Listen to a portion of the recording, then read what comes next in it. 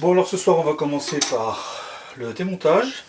Alors on va commencer par le démontage de la chaîne, parce que là où il y a de la chaîne il n'y a pas de plaisir, c'est connu. Ouais, c'est promis, je la ferai plus celle-là.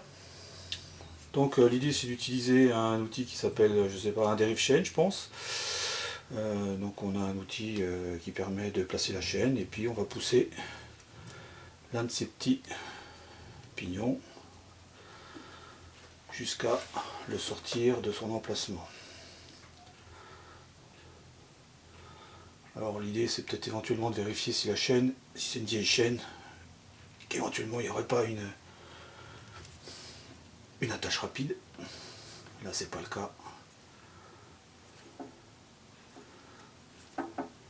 Alors l'idée c'est de ne pas le retirer complètement, de façon à pouvoir le renfiler. En sachant que là c'est pas trop grave, puisque de toute façon il faudra raccourcir la chaîne. Donc je vais être obligé d'en retirer un petit bout.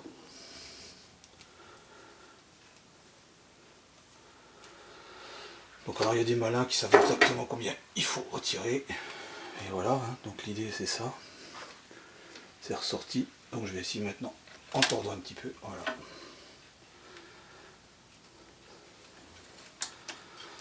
Donc la chaîne est retirée.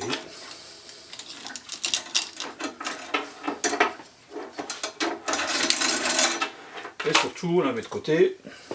On la traitera plus tard pour la nettoyer. Donc un dérive chaîne, hein, c'est quelque chose que vous devez avoir sur vous quand vous faites des sorties, soit en VTT, soit sur route. Parce que ben, ça sert toujours, enfin ça sert pas tout le temps, mais quand on en a besoin, on ne fait pas avec autre chose. Et des fois c'est quelque chose qui vous dépanne bien, surtout quand vous êtes loin de chez vous. Ensuite on va démonter cette partie-là, donc je viens de desserrer ici le câble, que je vais pouvoir retirer. Après avoir coupé les bouts de câble. Alors là vous pouvez utiliser une pince coupante. Moi j'ai une pince qui va un petit peu mieux que ça. Mais une pince coupante ça fait bien l'affaire. Et puis maintenant, retirer cette partie-là, à savoir le... je sais pas comment ça s'appelle d'ailleurs. Donc pour le démonter, il y a une vis ici, donc là en l'occurrence c'est une clé Allen. Donc ça c'est de la clé mécanique de base.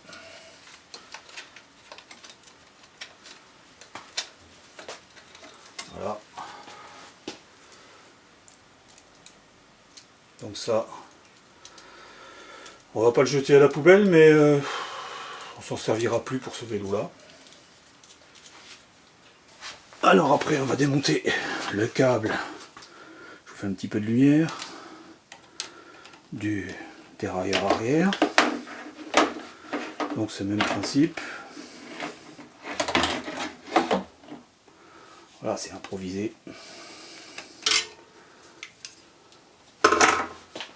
Donc là c'est pareil, il faut retirer le petit bitonio qui passera pas. Bon ça, je prends un peu de soin, mais ça pourrait partir direct à la poubelle. Voilà. Le câble disparaît. Alors maintenant on va démonter la roue arrière. Alors grand morceau d'anthologie. Y compris quand ça arrive sur crevaison, ce qui est assez malin, c'est de desserrer le frein arrière, enfin pour la roue arrière, de façon à pouvoir remettre la roue facilement. Sur les vélos VTT, genre avec serrage latéral, souvent il y a une position repos qui permet de... Là, en l'occurrence, il n'y en a pas.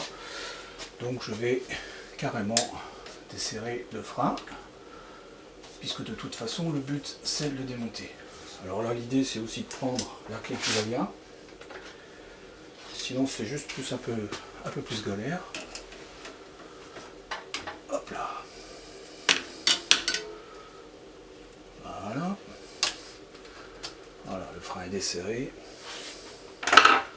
Ensuite, bon voilà, il n'y a pas de secret. C'est le papillon. On démonte la roue arrière. Quelque chose que je n'ai pas précisé lors de l'achat du vélo, Ce qu'il faudra savoir, c'est que donc, quand on aura un pignon fixe à l'arrière, un seul pignon et un plateau à l'avant, la chaîne, il n'y aura plus de tendeur, et la chaîne n'aura pas d'autre moyen d'être tendue avec la position de la roue arrière par rapport au cadre.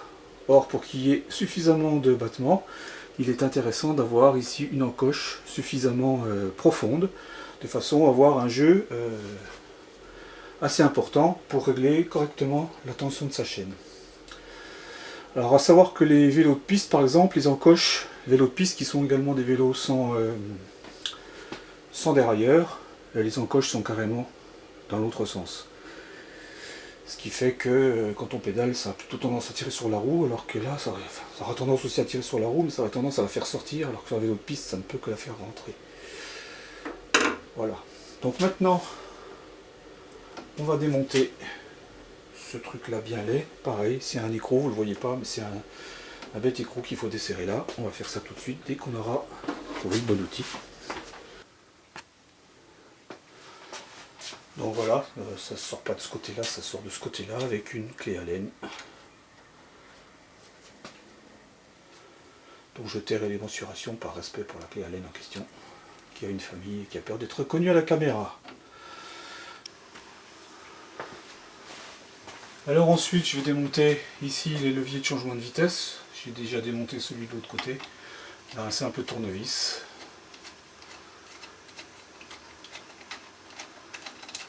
Voilà. Comme c'est une super production, j'ai fait un changement de plan pour mieux vous montrer le retrait du frein arrière. Éventuellement sortir ici le frein. Voilà.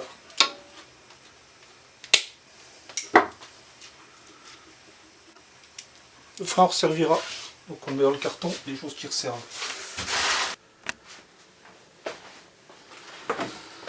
Alors là pour la selle, il y a une petite subtilité que j'avais jamais vue. D'habitude c'est une vis qui vient là serrer, et là apparemment il y a un petit bitonio là qu'il faut retirer, un petit capuchon, et au fond de ce trou, il y a une vis qui vient serrer la tige de selle ici. Donc, clé Allen, et on voit déjà que la selle elle bouge. Ouais, mais c'était truqué, je l'avais déjà desserré avant. Hop là. Bon, la selle je garde pour l'instant. C'est pas le cas. En fait, c'est un simple écrou de 14. Je fais semblant de forcer, mais j'ai déjà desserré. Voilà. Donc là, je suis sur un système, je dirais, relativement simple.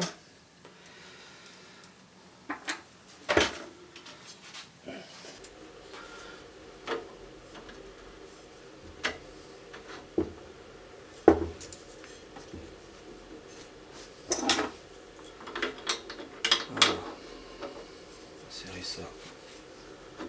Ah, ça y est, l'impression que les pas de vis ont pris. Il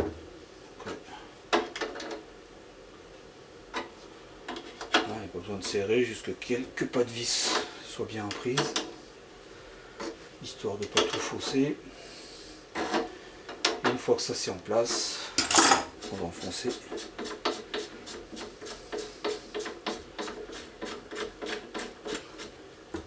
Voilà.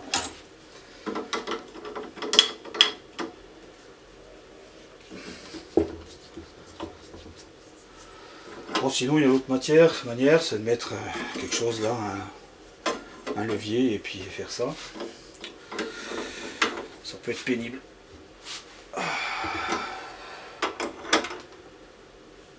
Voilà. Tout en souplesse. Et voilà.